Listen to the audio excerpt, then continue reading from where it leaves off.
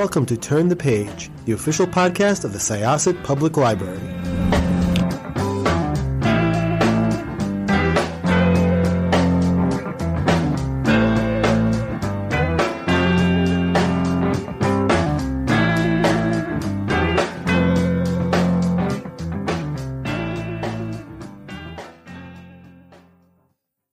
This is Turn the Page podcast, and again, this is Jessica and Stacy, and we're here with author of Lock Every Door and Final Girls and The Last Time I Lied, Riley Sager. How are you doing? Hey there, how are you?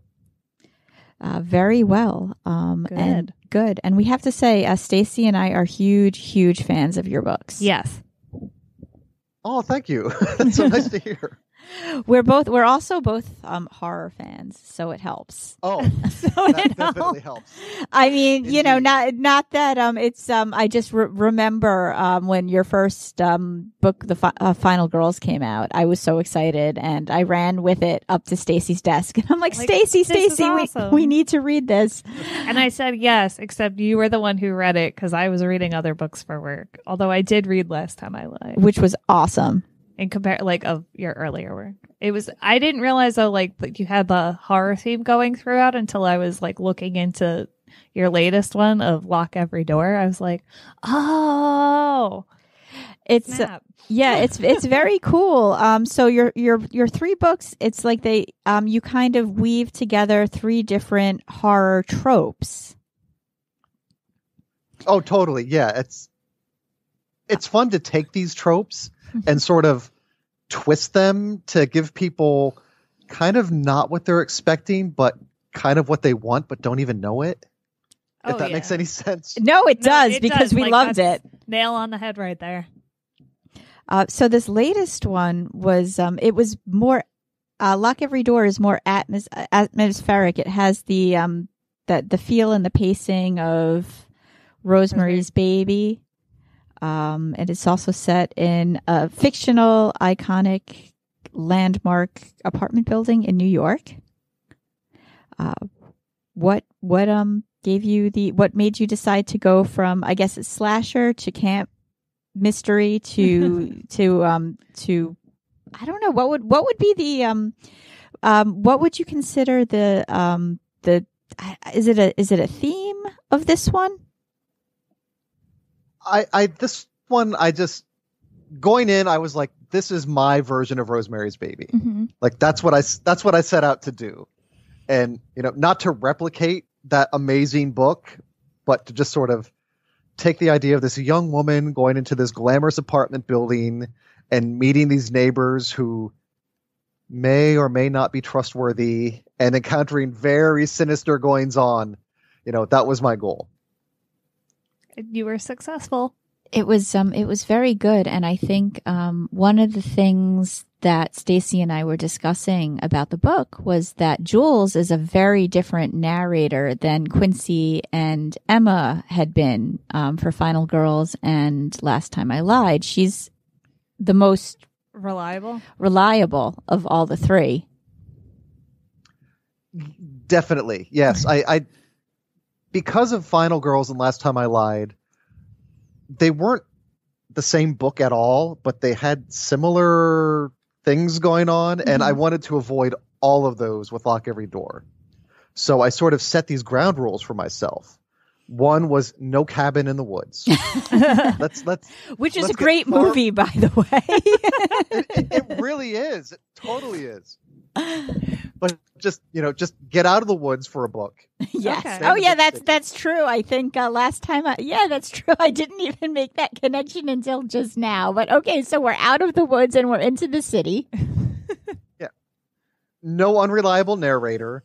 Jules is 100% reliable. She's so innocent. It's heartening and it's almost refreshing, to she really just bears her heart, and it's so well done. Well, thank you for one thing. I knew that because this book enters some very, I've heard it described as deliciously bonkers.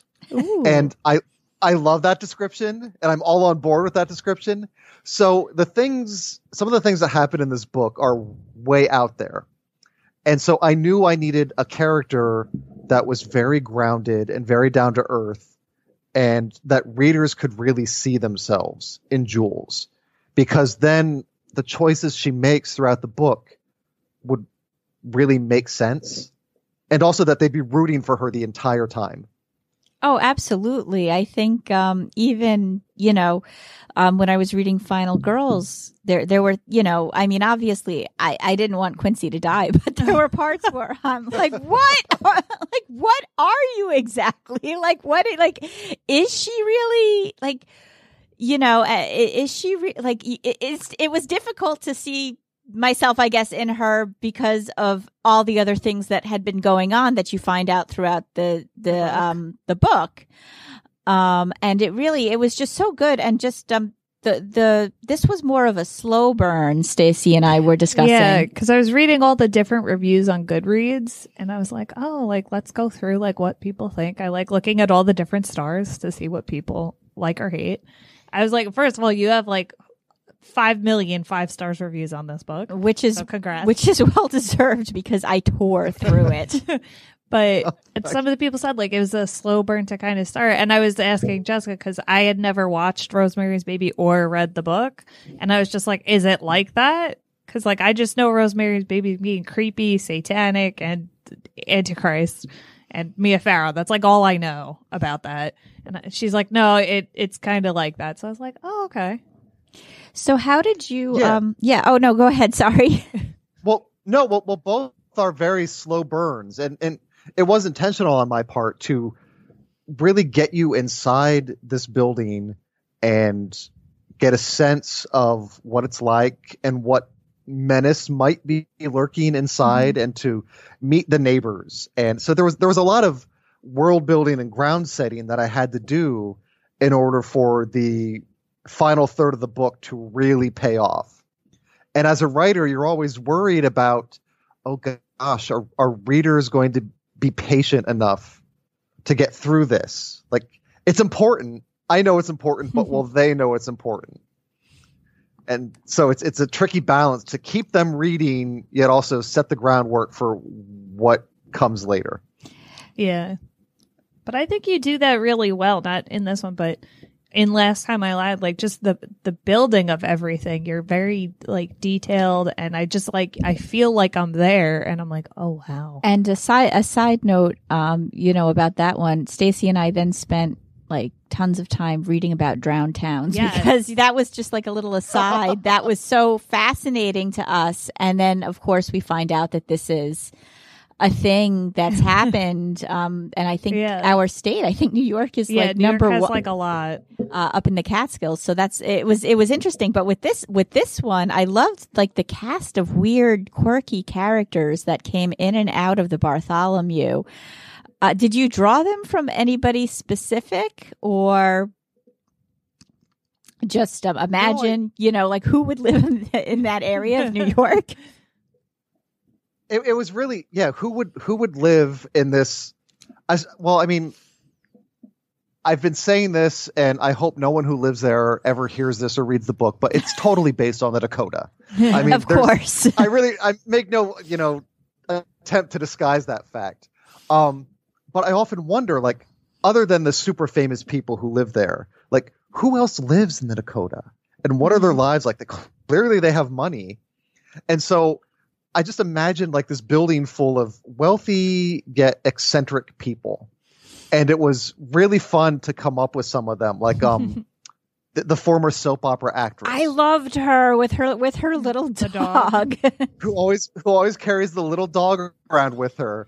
And it was just fun dressing them both. Like, because she dresses up the dog and she wears these very dramatic, like, almost Norma Desmond-like things sometimes. Like, I think at one point I do put her in a turban, I believe. Yes, I remember that. And I don't think there was any outfit where it's like, oh no, that's too much. No, I think I went like, because I think she's in like riding crops in another scene or something. But it works. It was really fun. It so works. And then, of course, there's the author of the book that was set in the Bartholomew, Heart of a Dreamer, which was so central with Jules's relationship with her missing sister. And that was an interesting relationship that you built between the two of them. What made you decide to make that connection? Because at first she wanted nothing, Jules is like, this is my favorite book. And she's like, well, if that's your favorite book, you need to read more, which is just so heartbreaking. They say never meet your idols, but it was just so heartbreaking at the moment. But that was an interesting relationship that you built with the two of them. Well, with the book that's within the book, Heart of a Dreamer. Yes. I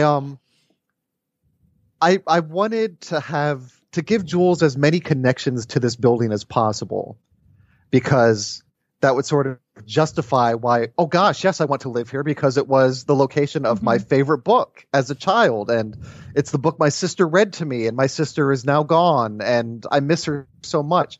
And so it was really, giving another reason for Jules to live there. And when she finds out that the author of this book, Greta Manville, also lives there, of course she's going to approach her.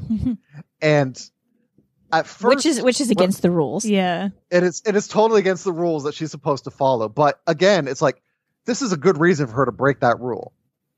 Sure. If I was told, like, okay, don't talk to Stephen King, don't talk to Stephen King, and suddenly Stephen King is there in like a hotel lobby, I'm like, I'm going to talk to Stephen King. Yeah. I think it's very realistic to do that, to break some of the rules, because I was reading like a article where you were saying, like, she has all this stuff, and yes, it could be red flags for people. And even though she's very reliable, like, she is in a situation, like, she's homeless, she doesn't have her family, she's broken up with her boyfriend, and she goes for this. And with that connection with the book, like, you're going to break some of the rules. Like, it's human nature. So I thought that was totally interesting. Absolutely. And so with Greta Manville, when I first started writing her, I made her very sweet and grandmotherly, and it wasn't working at all. Like, I'm so glad that didn't stick. I feel like I can't. As I was writing her dialogue, I'm like, this sucks. This totally sucks. and so I'm like, I'm just kind of going to make her a bitch. It worked. Like, just really make her, and that was great to see the relationship, like this sort of almost antagonistic at first relationship, but then they become like, she becomes one of Jules' closest friends in the building. I liked that, and I really thought that it did feel very real. And I think that, obviously I don't want to spoil anything, but with just the progression of the story, I think that if she'd stayed that, I think it would have just been a very different impact. I think so too. Yeah. Yeah. I mean, really, and I have to say, Stacey and I were also discussing the ending again, which I don't want to spoil, but I thought it was a very refreshing twist, because you really think it's going in one direction. And then it's like, well, that was me trying to snap and failing. Yes. But it's just like, because I like that, because I mean, like, I'm sometimes good at like being like, oh yeah, this is what's going to happen, and like calling it out to myself. But I like that. I was like, oh, I did not see this happening. But it made sense. Like, sometimes when authors or directors are trying to come up with a twist, I'm not going to name anything because I don't want to get on anybody's bad side, but I'll say, oh God, that twist it didn't even come out of left field. It came out of the dugout. You're just like, wait, what? Yeah. But this one didn't. It all, like, when you look at just the nuances, it all made sense. And you're just like, okay. Like, that reminds me, though, because of like the title, Lock Every Door, like the locked room trope that you have, like, you get the pieces of the puzzle and then everything comes together, big picture, full circle. And I liked that. And I was very, very worried about the big twist, because because these types of books, they sort of live or die on how successful the big reveal and the big twist is. And when I first had this idea, like, oh, this is what's going on in this creepy building, my first thought was, oh my gosh, this could be brilliant. And then immediately, my second thought was, oh my gosh, this could totally end my writing career. No, I think you did very well. Because it's that out there. And so I needed to really ground it all in a sense of reality in order for it to really work. And so far, knock on wood, I think it succeeded. So oh, definitely. Yeah, I really liked it, and it's almost, and you know, you have all of those things. I liked all of the just the things that you dropped about the building. You know, Jules's friend says, "Oh, there's a curse," and Stacy particularly likes that you referenced American Horror Story. Yeah, even though I'm behind on that TV show. You know, like you have like these buildings like the Dakota and the Hotel Cecil, is it? Which just in California, which have all of these, just like the many deaths. Yeah, that, you know, just strange history connected to it, and it worked very well. You know what you got about the Bartholomew, but you know, people still live there, people still go there, and sometimes you're just like you were saying, like, yeah, people live in the Dakota, even though it's infamous, and you know, it's beautiful, and it's got a beautiful view of Central Park, and you know, but people will still pursue it. And the question as to why people pursued the Bartholomew and why, you know, like there were vacant places, but certain wealthy people still weren't getting apartments there. It was just really good. It was really fun coming up with that building, because it was the Dakota, but I wanted to make it its own thing. And so I sort of had to build this elegant yet sinister apartment building from the ground up. And it was just so much fun to be like, I'm going to put gargoyles everywhere, including right outside Jules's bedroom window. Yes. And she's going to like talk to it, and it's going to become a character. And you know, just the creepy wallpaper and the dumbwaiter. It just was, I want to fill this building with as many like creepy touchstones as possible. I loved the wallpaper. The wallpaper was like a character in itself.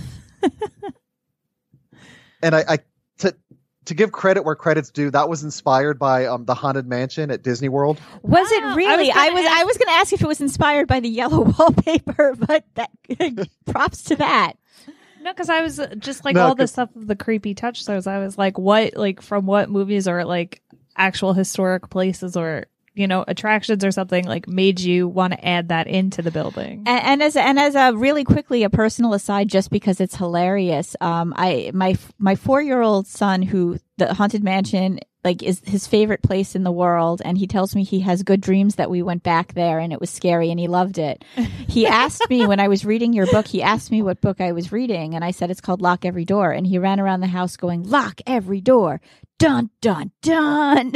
It's hysterical. She took a video. Your son is awesome. He's really great, and his twin brother is actually more timid than him, but he's really awesome.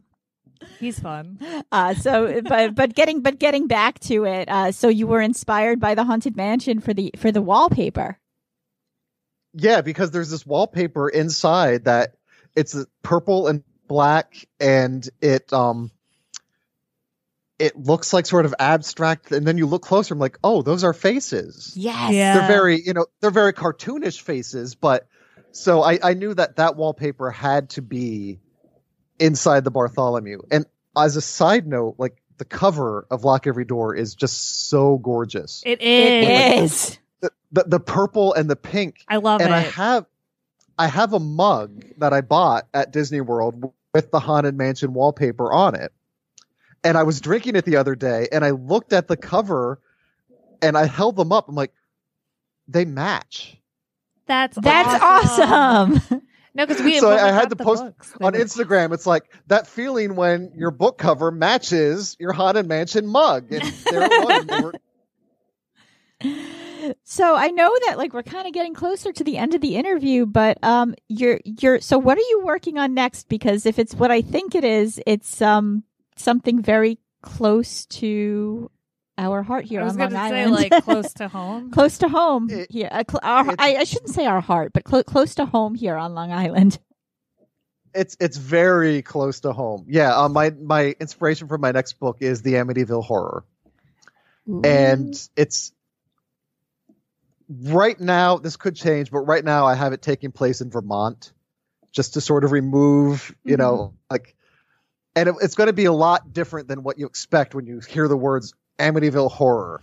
But that is sort of like the jumping off point for what I have planned. That's excellent. Yeah. I just want to call you like the James Wan of publishing, because like your books all like take something of horror, and even though you're not doing like the whole Ed and Lorraine Warren, all that like mystical stuff that his movies are, that like I'm obsessed with currently, but you pull from horror, which I think is really cool. And each book that you've had pulls like from a different place, which I think is cool. And your next one I'm excited about. So yeah. Oh, go ahead. Sorry. Oh, well, I was going to say it's fun as a writer to sort of straddle these genres. Like I like to sort of be on that thin line between psychological thriller and horror, and to keep the readers never quite knowing what side I'm going to lean into more than the other. And I think it's fun for them, and it's certainly fun for me. Oh, it's that's fun awesome. It's certainly fun for me. Yeah. Well, I like it because that you toe that line rather well, but I think it works that they're marketed that they have horror aspects, because a lot of people go like, oh, it's a horror book. Like, no, thanks. And it's a shame because a lot of them are really good. Like you said something, I didn't write it down, but you said something in an interview how like it touches upon like moral aspects in society, like how horror approaches all this. And I have like what you said in a Word document, because I was talking about horror at a pop culture panel, but I was just like, no, like it's true. Like it really delves in and talks about things that not a lot of other books necessarily will. So I like that you do that. Thank you. Oh no, thank you. And that's why the horror genre is really, it's great for many reasons. One, because it's so fun to be scared. Mm-hmm. Two, it offers, you know, horror really has been dominated by women characters since for decades. And so like it's great to sort of continue that with these kick-ass female protagonists. But also you can address like issues in horror that I don't think you'd be able to get away with in a literary novel, because it would be too preachy and maybe too on the nose. But with horror, you can sort of sneak in your message while at the same time scaring the pants off of people. Definitely. Yeah. I think so. I was the biggest wimp on the face of the planet until I took my film theory class in college, because that was actually my major, film theory. And what better way to study film theory than through horror. So it was all horror. And I went from being like terrified of looking at the Haunted Mansion to being like, okay, we're going to watch the Scream trilogy and then we're going to go to sleep. And my roommates being like, oh, could we all like camp out in the living room? I'm a little scared. And I'm like, nah, I'm good. You guys have fun. So, wait, really? Yes, I'm dead serious. No, because I used to be terrified of the Haunted Mansion too, because the lightning and whatnot, their effects are amazing. But it's actually Stephen King. I started watching the miniseries of It when I was younger, and I was just like, oh my God. I mean, it's probably because Tim Curry, like I couldn't find him scary in that situation, even though Pennywise is terrifying in other aspects, but I just like, oh, I love this. And then I got into horror for a whole bunch of other stuff. I love freaking myself out though. May we ask before we wrap up how you got into horror? It was Scream, actually. Excellent choice. I was a film theory major in college yes! as well. Where did you go? But it prepares you for nothing. But at That's the time, true. It was great. Because like I'm watching movies and writing papers, and this is what I'm studying. And Scream came out, and for I wasn't a horror fan then, but I just really wanted to see it for some reason. And it was so fun. It was scary and funny and so smart. Yes. And so after that, I just like sought out lots of horror movies. And so I'm still a big fan to this day.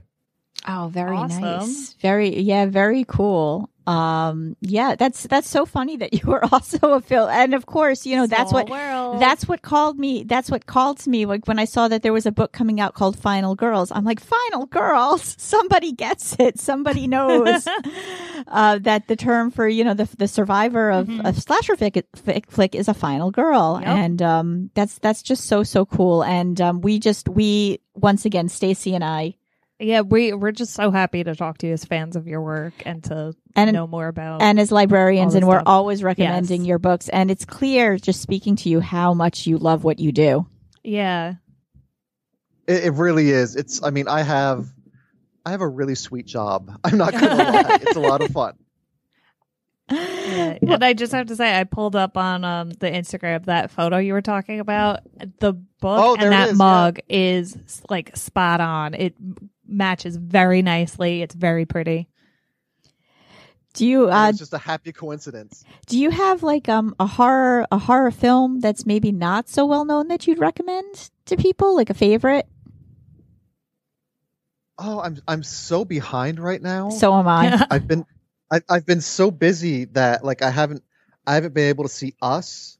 It's fantastic. Midsummer is coming out Yeah. very soon, and I'm like, I don't even know when I'm going to get to see Midsummer.